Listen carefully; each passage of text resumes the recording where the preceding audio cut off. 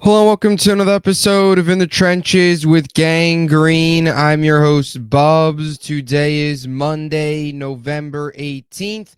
It is another one of these Mondays after another brutal New York Jets loss yesterday afternoon out at MetLife Stadium, 28-27 against Anthony Richardson and the Indianapolis Colts. The New York Jets now hit their bye week, which I think if you're a Jets fan, you should be happy about. No need to watch this garbage team this upcoming weekend. We get a week off and then just 6 more games to go, and then we can finally get to the offseason and figure out what the heck this team is actually going to do once the clock hits triple zeros on this 2024 campaign. Today, we've got a lot to get into. This is episode 429 of the In the Trenches with Gang Green podcast. I thank you, as always, for joining me. For those tuning in on YouTube, make sure to please like and subscribe. Appreciate your support, as always. We're getting closer and closer to 500 subscribers here on the channel, so thank you all for tuning in. Today, we're going to break down some alarming stats from yesterday's game, just some alarming stats on the season as a whole. I want to break down some things I saw today, some reactions, give you some more reactions from yesterday's loss. I also want to get into some thoughts on Aaron Rodgers and why the New York Jets can't bring him back. And I also want to get into an interesting name that was brought up yesterday by Gary Myers, an interesting name that the New York Jets could potentially bring in as a head of football operations that I think Jets fans should hear about. So we will talk about that as well a little bit later on in today's podcast. As always, though, before we begin, let me tell you about our podcast partners, starting with our friends over at BetUS, America's favorite online sportsbook. If you want to get in on the betting action for the rest of the NFL season, college basketball, NBA, NHL, you know the drill. Any sport, you name it, BetUS has it. It's where the games begin. Use my link in the description of this video to get a 125% sign-up bonus on your first 3 deposits up to $2,000 and get yourself in on some of the betting action. Also, our friends over at SeatGeek, looking to get out to any sporting events and you haven't used SeatGeek before, looking to get out to a play, a concert, a show, you name it, and it's your first time using SeatGeek, use my promo code BUBSONSPORTS for $20 off your first purchase and get yourself out to some awesome events. And, of course, our friends over at Huga House, they just released a couple new arrivals that are going very, very quickly. So if you want to get your hands on any of Huga House's awesome collection of hats, check them out. Click the link in the description to take you to the Huga House online store and use promo code BUBS for 15% off any purchase over at Huga House. Now on to today's podcast, episode 429. It's another one of these Mondays, Jets fans. Another one of these Mondays, another one of these days where you get up, you're coming off after a loss, you fire up Tankathon, you listen to you kind of look around, see what everybody else's reaction is, and you're waking up feeling disappointed. You're waking up feeling, pretty hopeless, and you're waking up just like the Jets are waking up this morning, finding themselves again just staring into the abyss, having no clue what the heck this ownership, what the heck this organization is going to do once this season comes to an end. It's really just, it's just so pathetic. Yesterday was another one of these examples of this season somehow finding a way to hit a new low, hit a new rock bottom. Like every single week, we've talked about this week in and week out. We thought New England was rock bottom. That felt like rock bottom. I mean, you can even make the case Pittsburgh was rock bottom, because after that you're like, okay, you got the Patriots next week, you maybe you win that game, but Pittsburgh maybe even felt like rock bottom. Whatever it is, there's been so many moments this year that have felt like rock bottom for this team, and yet somehow, some way, and I said this on the preview pod, that I had a feeling we'd be talking about it on the post-game show yesterday, that the New York Jets would find a way. We'd be talking about this Jets team hitting a new low, hitting a new level of rock bottom. And that's kind of what happened yesterday. Like Pittsburgh, we thought was rock bottom. Then we thought it couldn't get any worse against New England, and somehow it did. Then Arizona, Somehow that even got worse. And in letting a guy go out there yesterday who went into the game with a 44% completion percentage, throw for over 60%, lead 2 scoring drives in the fourth quarter, mishandling your 3 timeouts with less than 5 minutes to go. The Jets found a way to lose in that fashion, and somehow yesterday was like yet again rock bottom, and the stats show it. I have to show you this stat this morning from Rich Cimini according to ESPN's research. So this is a stat from yesterday's game, and I want to read you a very similar stat that we talked about coming away from the Patriots game. And it just shows you the many different ways that the New York Jets are finding ways to lose, and games that the Jets are losing that any competent NFL team usually does not lose. So here's the stat. Yesterday was the first time in Jets history, and that's saying something. Jets history, this was the first this has ever happened, because there's been a lot of bad football. It just proves to you how disappointing this has been when we're setting lows for our own franchise's history, which is basically nothing but lows. But yesterday, first time in Jets history that they lost a game in which they scored 25 plus points, had less than 15 penalty yards, and committed 0 turnovers. That's only happened 5 times in the NFL since 2000, and it was the first time it's happened this season. I mean, that is remarkable. That is just, all you can do is look at that and laugh and try and laugh the pain away. That's really all you can do when you see that stat. And the sad part is, that stat is embarrassing, but we even got another and even more embarrassing one a couple weeks ago. When you looked at that Jets game, the Jets-Patriots game, the Jets became one of the first teams in NFL history. Well, they actually did. The Jets, in that New England game, if you look back on it, they had 0 turnovers, held the Patriots to 247 yards, and lost. They're the first team to lose a game in which they did not turn the ball over and held their opponent under 250 yards since week 3 of 2012. Like, that is just crazy. The Jets found ways to lose games that we haven't seen teams do in forever. Jets found a way in New England to do that. They found a way again yesterday to lose games, to lose a game that we haven't seen them lose in franchise history.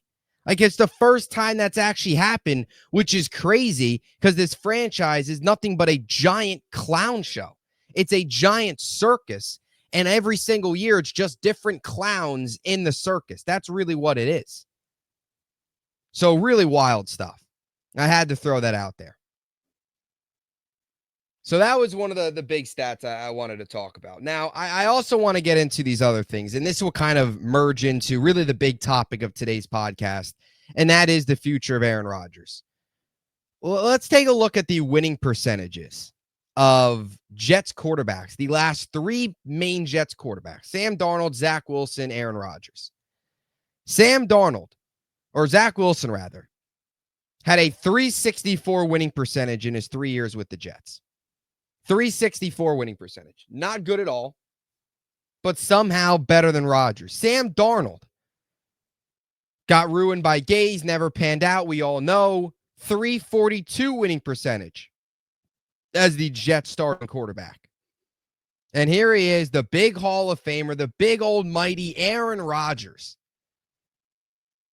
3-8 this season, 273 winning percentage as the New York Jets quarterback.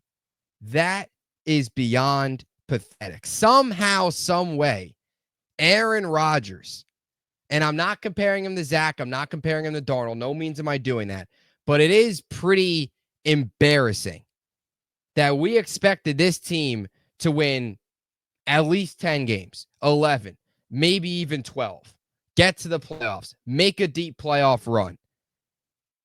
And we've got a quarterback, Rodgers, who has a below 300 winning percentage during his time here.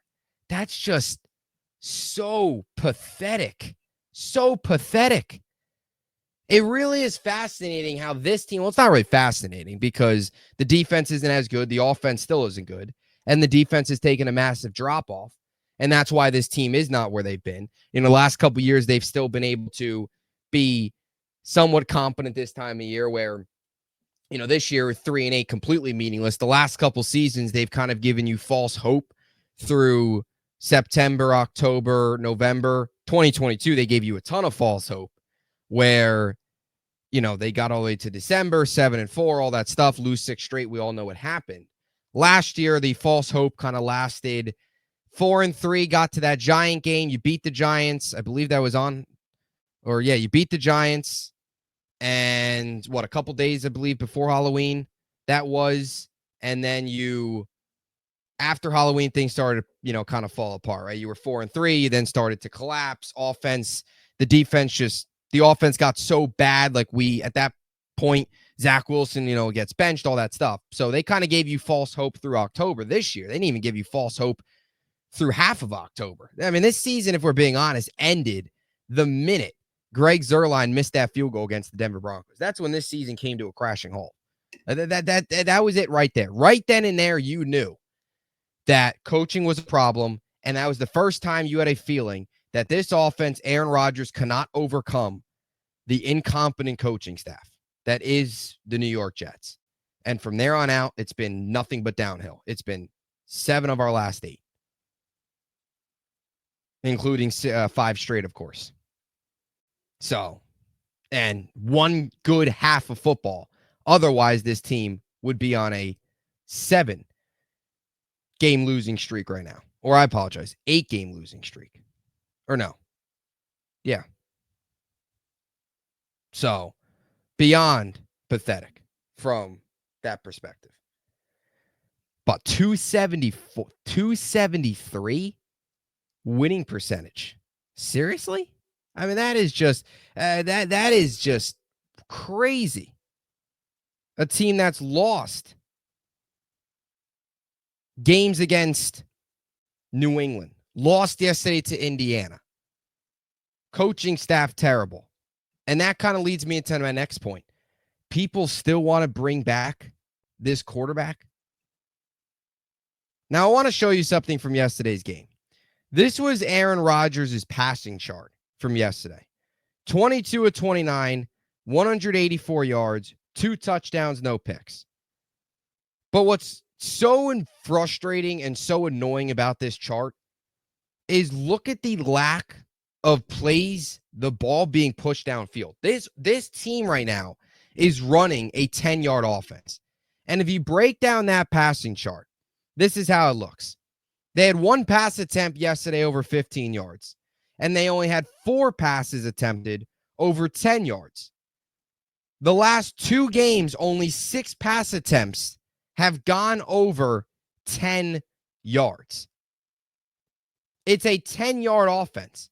And Rodgers right now clearly does not have the confidence, does not have the trust, whether it's his receivers or himself, to throw the ball over the middle, to stretch the field, throw it deep. And you saw that yesterday with the game on the line, 46 seconds left. He held on to the ball, fumbled, then took a sack. Right? Had the fumble, and then the third play of the drive, the last play of the game, took a sack. Instead of taking a chance, throwing it up, you've got no timeouts. You need to score.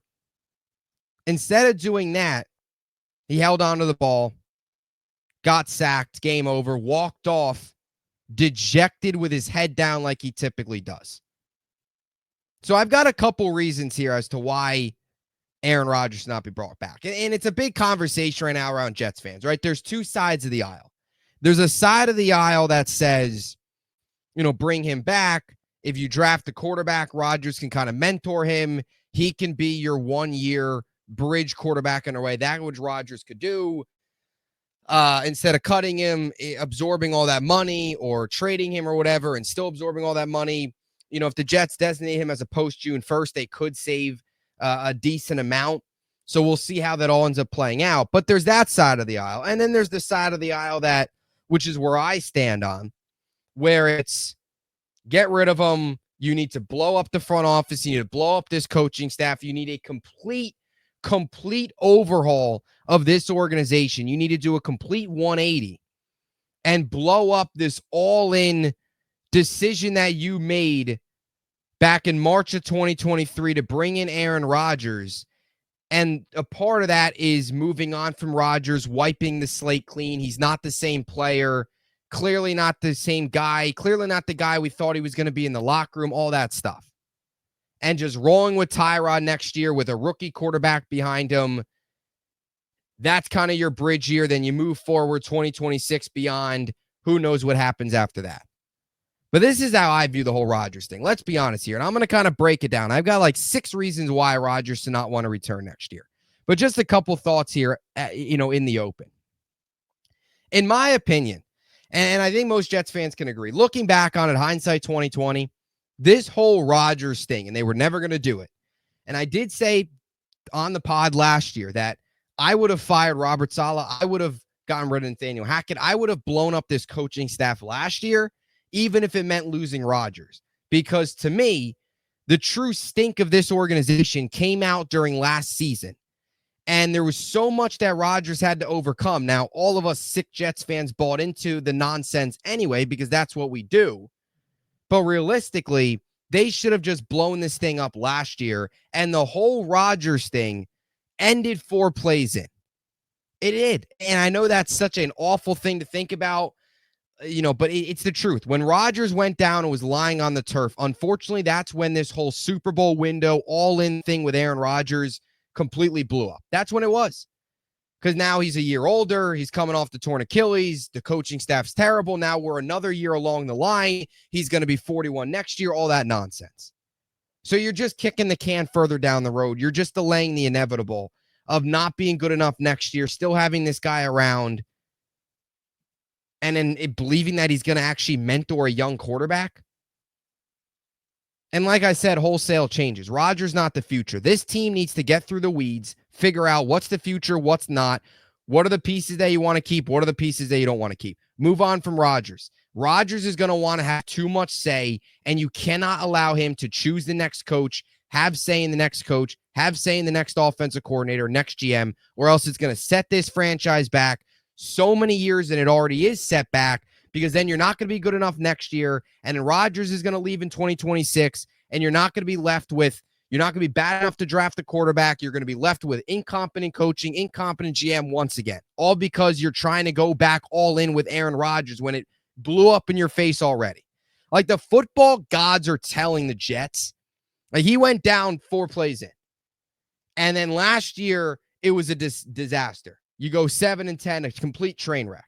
That right there should have been a telltale sign of, you know what, maybe this isn't going to work out. Maybe we should make a change. They don't. They keep everything in place. Now they stink this year. So, like, this is somebody telling you, like the NFL telling you, do not run it back. Like, there's been no reason to run it back. There is no evidence that this is going to work. Now, here are the exact reasons. Number one, like I said, he's going to be another year older. He looks washed right now. He looks washed. If you're a box score watcher and you're somebody that doesn't watch the games, you look at Aaron Rodgers' numbers and say, oh, they're not bad. 17 touchdowns. That's tied for 7th in the NFL. He's 10th in yards. You probably sign up for that at the beginning of the season. If you're a Jet fan through 11 games, you certainly don't sign up for the 3-8 record. But you watch him play. His mobility's not there. The ability to stretch the field is not there. They are running a 10-yard offense. He's holding on to the football. He doesn't have confidence. You've seen him many times now be, pump fake, hold on to the ball, take unnecessary sacks, all this nonsense. And he's going to be another year older. He's going to be 42 before next season ends. There's no way. So that's number one. Number two, this is a losing culture. And when you watch Rodgers play right now, and this is what I'm so worried about if you bring him back, he's supposed to be like the big leader. He's supposed to be the guy that is the leader of this team, holds player to a high standards, all that stuff. And players are supposed to look up to him. When you watch Rodgers play right now, What do you see? What I see is a guy that looks dejected. He looks like a 40-year-old quarterback coming off a torn Achilles that's just collecting a paycheck. That's what he looks like. Heads down.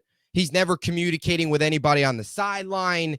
He's always got the towel around his neck. I mean, heck, Tyrod Taylor has had to get up in numerous games this season. To talk to players on the sideline. Rodgers' whole leadership thing, it's all fake. It's not there. He looks dejected. He looks like he doesn't want to be here. And you can't have that guy in this building again. When you're trying to change the culture, you can't have the vibe that he gives off at this point in his career, especially if he's gonna want to learn a new system next year. He's not going to want to do that, especially if he needs to learn a new system. He's going to be miserable. And that's going to be a bad look for the young quarterback you bring in. That's going to be awful. He looks dejected. He doesn't want to be here. That's number 2. Number 3, like I said, he's going to want his own people. So if you want Rodgers back, are you okay with Mike McCarthy leading this rebuild? Do you still want Nathaniel Hackett to be around? You want all of his old friends to come here? This whole Aaron Rodgers offense, it doesn't work. It does not work. It's a failure.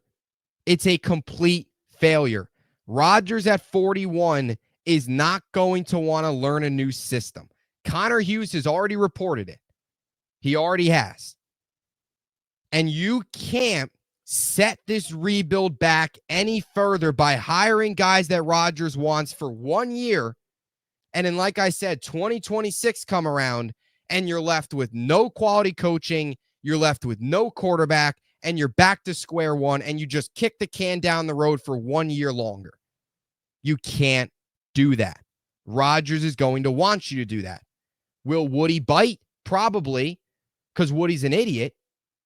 But we'll see. Maybe he learns. Probably not. He said thinking's overrated. That's why the Jets are 3-8. Number 4. No coach is going to want to come here for 1 year of Aaron Rodgers. Kind of ties into number 3. No coach. Mike Vrabel might not want to come here already. He definitely is not going to want to come here for 1 year of Rodgers. He's not. A coach is going to want to come in here with a bridge quarterback like a Tyrod that doesn't have much baggage and a young rookie quarterback that they can help that they can help develop. That's what they're going to want, where they can kind of fly under the radar in year 1, no real expectations, and in 2026, you let that young quarterback take over, and you go from there. That's what they are going to want. The only coaches that are being willing to come here for Aaron Rodgers is probably a Mike McCarthy or a Rex Ryan. Do you trust those two guys beyond 2025 to fix this team? No way. Rex Ryan, I understand the whole he loves the Jets. I get that. I just don't think Rex Ryan's going to want to come here and embody a full-on rebuild at this point in his career. I think if Rex is coming here, he's coming here to try and win now with this roster. He's not coming here to build a foundation and rebuild this team and retool this team and be the next coach for the next 5-6 years. He's coming here to try and capitalize on a 1 to 2 year win now window. That's what he's coming here for.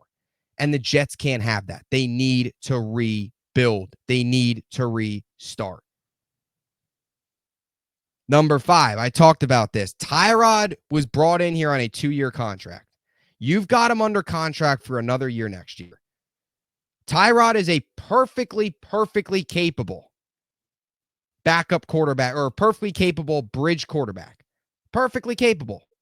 I understand there are some injury concerns, and maybe do you have a concern of, oh, well, if he gets hurt, week 3, week 4, because he doesn't, protect himself, then all of a sudden you're throwing the young rookie in that early on. Is that bad?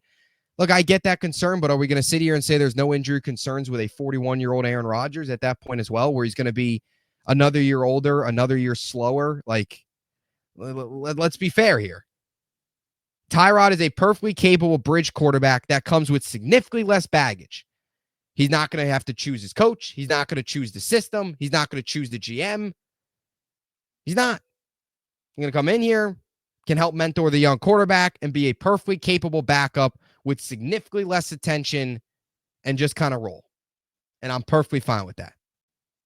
And let's not even sit here and say the drop-off between this version of Aaron Rodgers and Tyrod Taylor is that drastic. It's not. It's not. Aaron Rodgers right now, you watch him play, he's playing like a below-average quarterback. Tyrod Taylor is probably average at best. So you're basically getting the same exact play style, except one guy's significantly less baggage. He's a lot cheaper. The other guy's going to want to run everything. He's a lot more expensive. Choose your lane here. The drop-off between Tyrod and Rodgers at this point in his career is not that large.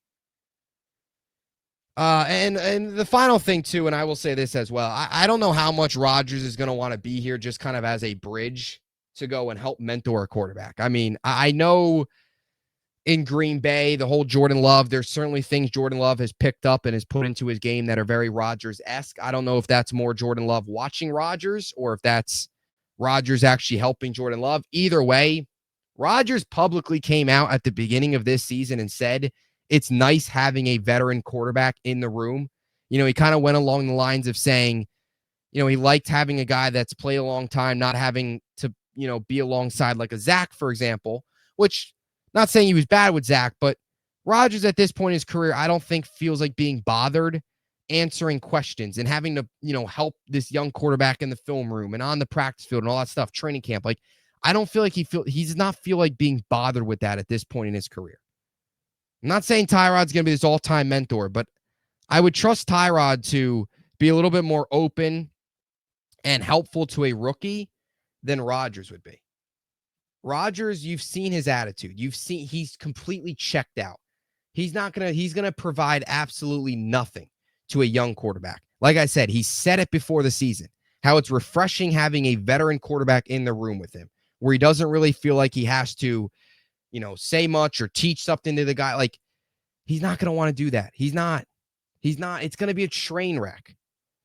Get Rodgers the heck out of here. I cannot take another year of this old, washed-up quarterback that's got a terrible attitude, that's a terrible leader, and is completely checked out.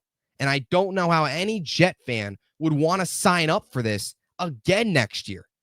Like, give it up. Give it up. Give it up.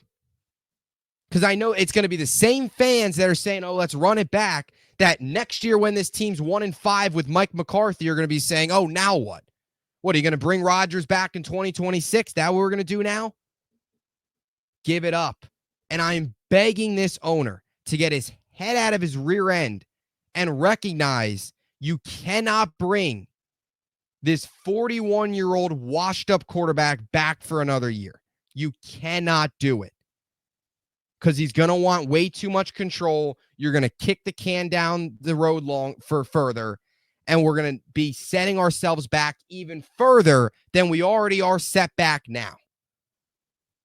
You're just delaying the inevitable. That's what you're delaying, and you can't keep doing that. Cut ties, move on. You made a mistake. You threw the Hail Mary, and you completed it, I guess, by bringing in Rodgers, but you didn't ultimately reach the end zone where it had success on the field. And I will also say this about Aaron Rodgers. So all the people that say, oh, he's not the problem. Oh, he's, you know, is this and that. Aaron Rodgers, one of the big reasons why he was brought in here. All right, one of the big reasons why he was brought in here was to execute in late game situations. How many times did we see him during his Green Bay days go down the field under 2 minutes, 1 minute, execute the 2-minute drill, set his team up for a field goal, game-winning touchdown, whatever. We don't have to talk about Aaron Rodgers in his prime. We all know what he brought to the table. This year in those late game situations, how many times has he messed up? Denver late in the game, couldn't do it.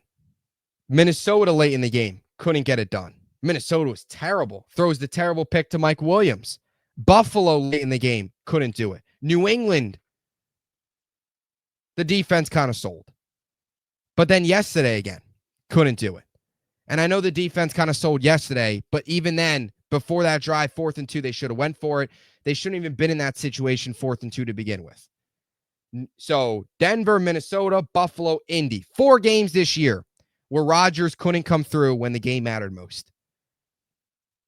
One of his greatest strengths, no longer a strength.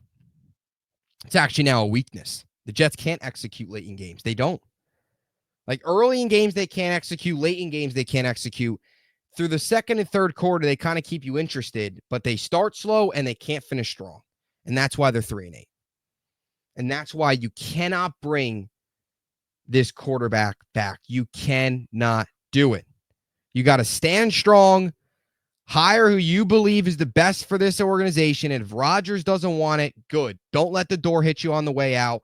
Get out of here. And if you want, you can take your buddy Devontae Adams with you as well. Because this whole thing has blown up in the Jets' face, and you've got to cut ties. Insanity is doing the same thing over and over again.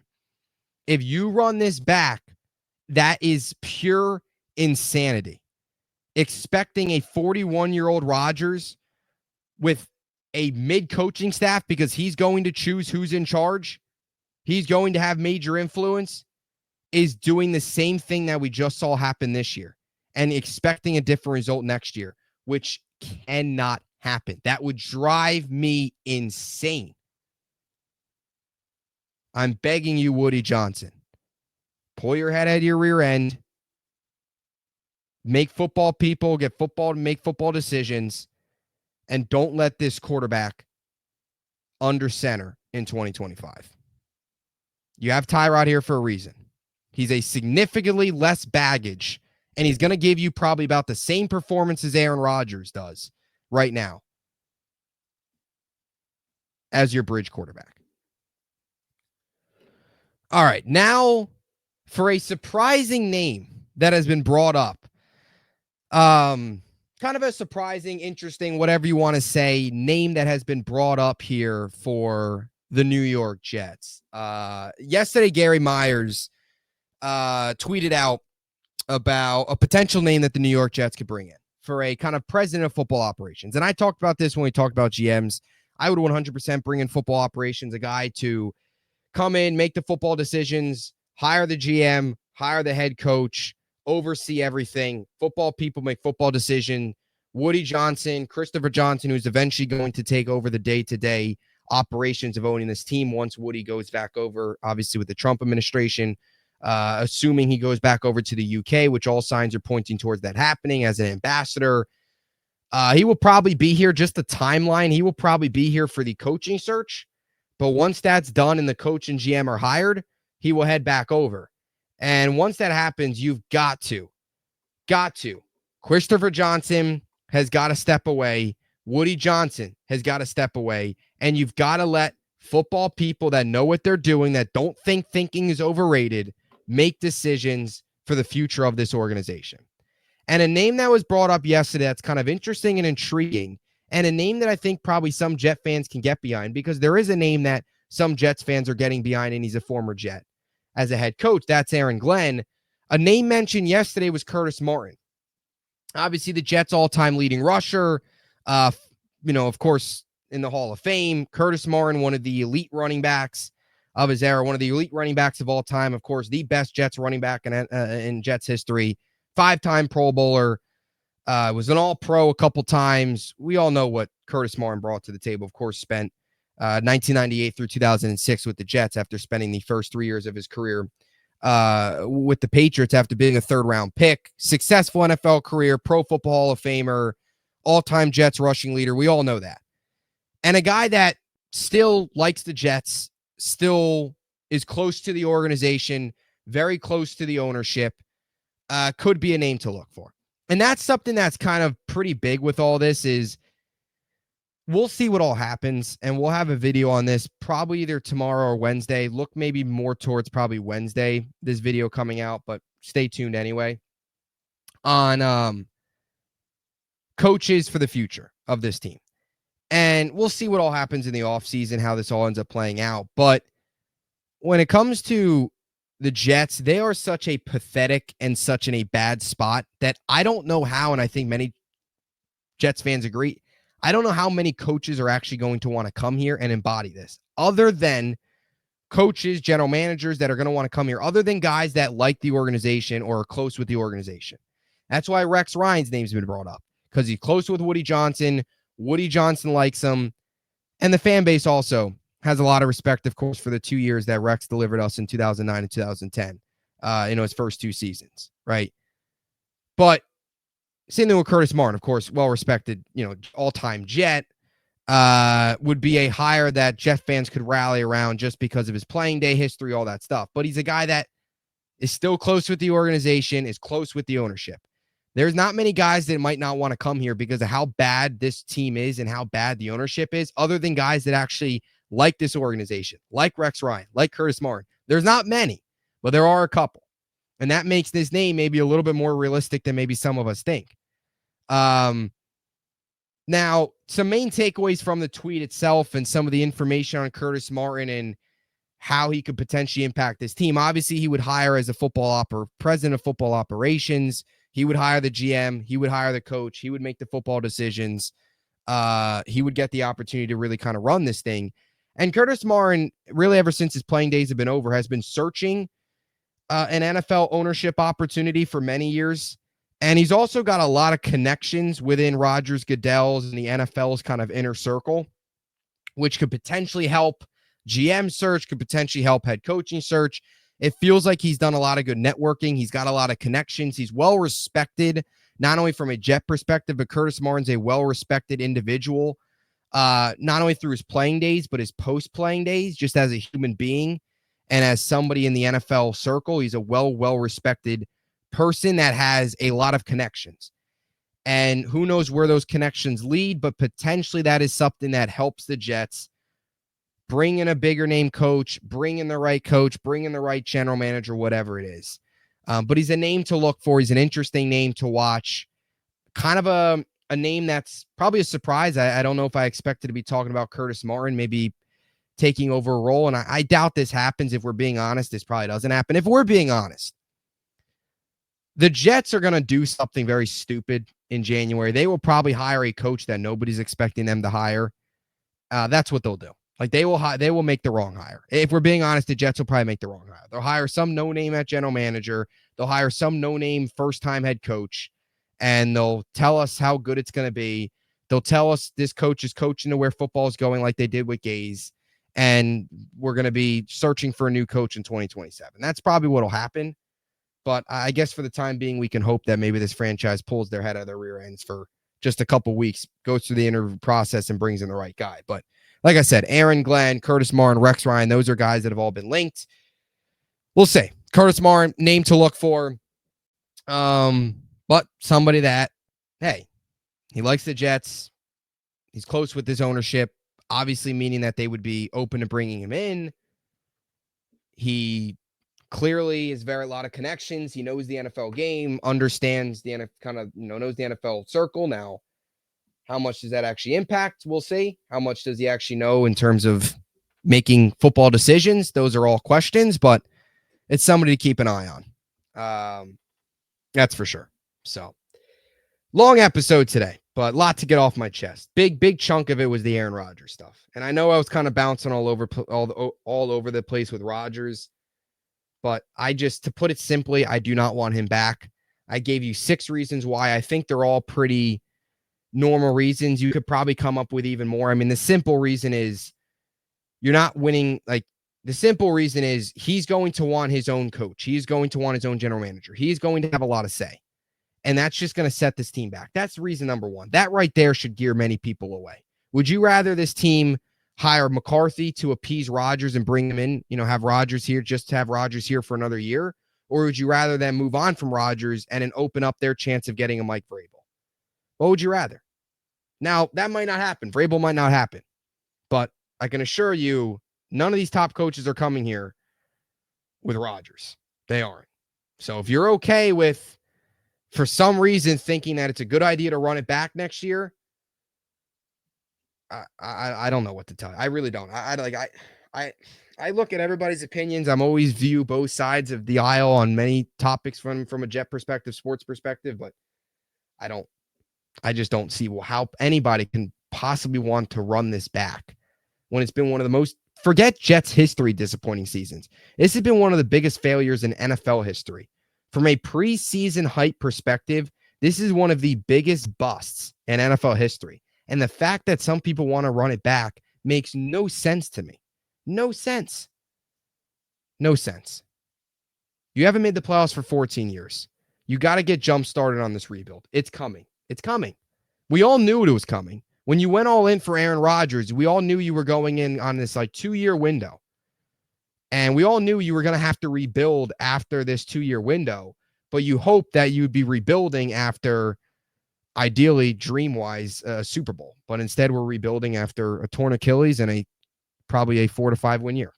So here we are. That'll do it. We'll talk to you guys coming up here. We'll have, obviously, an episode on some coaching candidates. Also plan on having a guest on at some point this week, maybe even potentially early next week, just figuring out some scheduling stuff. So stay tuned for that. It's the bye week, thank goodness. And we will talk to you guys soon. Appreciate you all tuning in. Thanks so much for watching.